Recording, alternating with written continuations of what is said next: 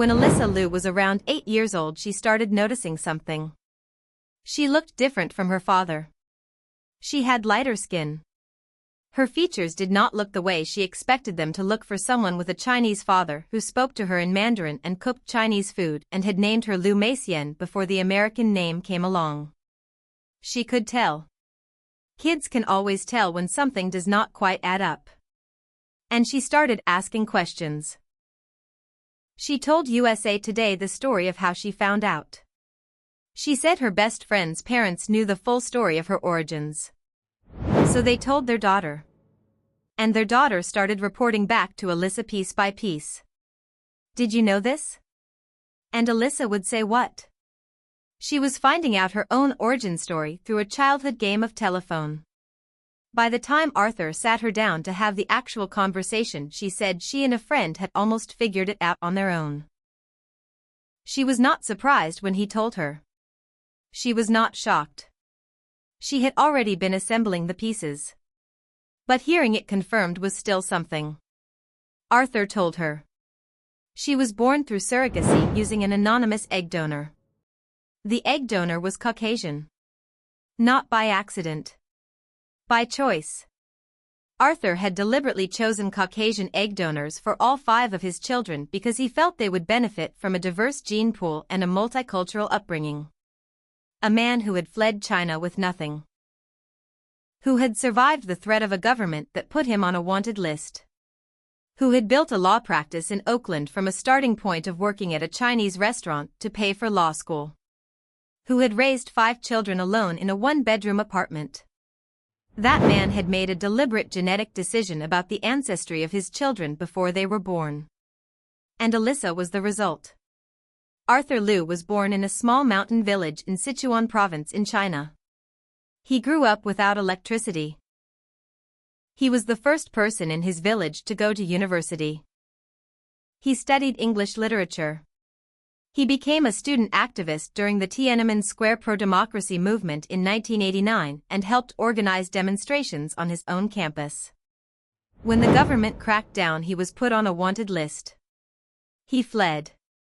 He arrived in Oakland, California at 25 years old with almost nothing. He worked at a Chinese restaurant. He put himself through law school at the University of California. He built a practice.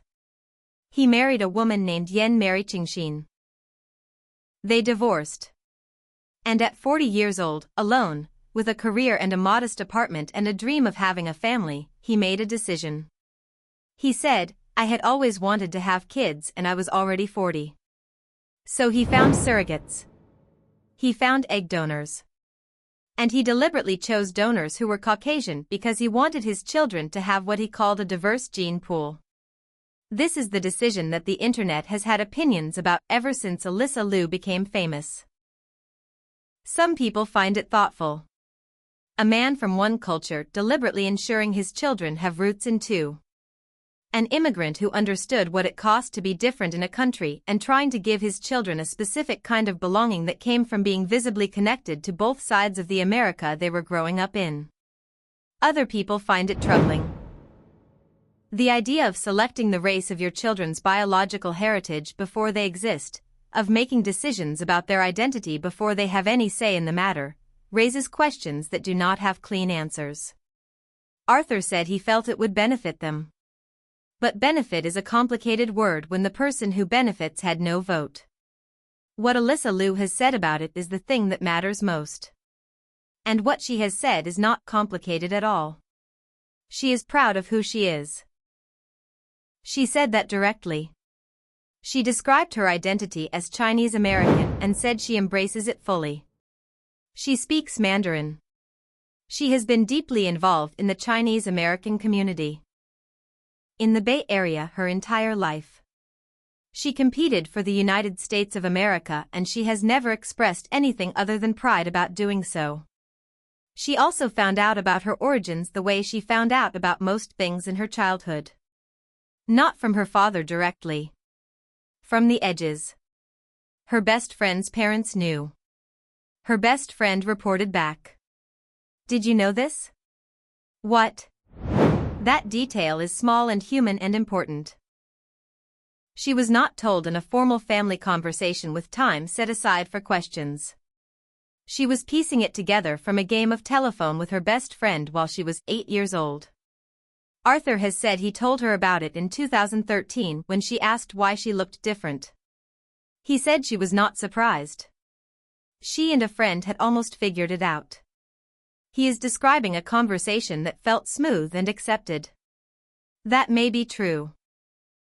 8-year-old Alysa processing the information with the equanimity of a child who had been raised in a home where unusual was normal and love was never in question is entirely believable. But the fact of the game of telephone also suggests that other people knew before she did. That the story of her origins was circulating in her community while she was still assembling it herself. That is a different kind of disclosure than a careful parental conversation, and it sits alongside the official version without contradicting it. The question of Alysa Liu's identity became politically charged the moment she won gold in Milan. The right-wing internet celebrated her as a patriot. A Chinese-American girl who chose America over China, the anti-Eileen Gu narrative that some commentators used her story to build without asking her permission. But Alysa Liu's identity is not a political argument. It is a person. She is the daughter of a man who fled a government that used violence against its own citizens and chose America with everything he had. She is also a woman who speaks Mandarin, who has been involved in the Chinese-American community her entire life, who was targeted by the Chinese government's own intelligence service because her father is still considered a dissident. She is biracial in a specific way that no other person is biracial. Half Chinese from a father who survived Tiananmen Square and built a life from a Chinese restaurant to a law practice to 5 children in 3 bunk beds. Half white from an anonymous woman whose name she does not know and may never know. Raised in Oakland. Trained at a rink named after the city. Marinated in Bay Area culture. The Viz face. The hi-fi era. The community that painted her 15 feet tall on a wall in Temescal. She belongs to all of those things simultaneously. And to none of them as a political prop. There is a moment from Alysa's childhood that Arthur told to NBC Sports that goes further than anything he said publicly about the egg donor decision in explaining what he was actually trying to build for his children. Alysa came home from practice one day when she was around 13. One of her coaches had said something to her about her appearance. About the way she looked. And she came home unsettled by it in the specific way that happens when someone whose opinion matters to you says something about your body or your face that makes you feel like there is a correct version and you might not be it. Arthur sat down with her. He told her she was exactly who she was supposed to be. He told her the origin story not as a confession but as a source of pride. He said she was the product of 2 cultures coming together. That she had roots in China through him and roots somewhere in the West through the woman who gave her half of her biology. That she did not need to pick one. She skated in programs she did not choose for years after that. She wore dresses she did not want. She was a dress-up doll. But she was never confused about the fundamental fact of who she was. Arthur had made sure of that. Whether or not the decision to choose Caucasian donors was the right one to make is a question that belongs ultimately to Alysa and her siblings. They are the people who live inside it. They are the people who asked why do I look different and received an answer and decided what to do with it.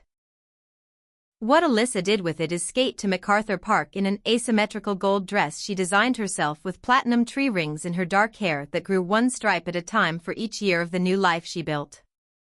She performed to the people who were right there in the stands. She won the gold medal. She screamed something unfiltered into the camera. She said she brought Oakland to Milan. Half Chinese. Half white. Fully Alysa.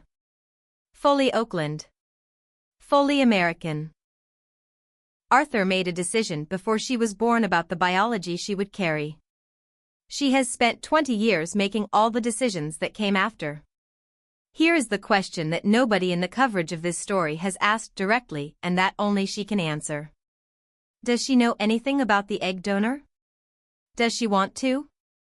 She met the surrogate who carried her. Arthur told NBC that happened when Alysa was a child.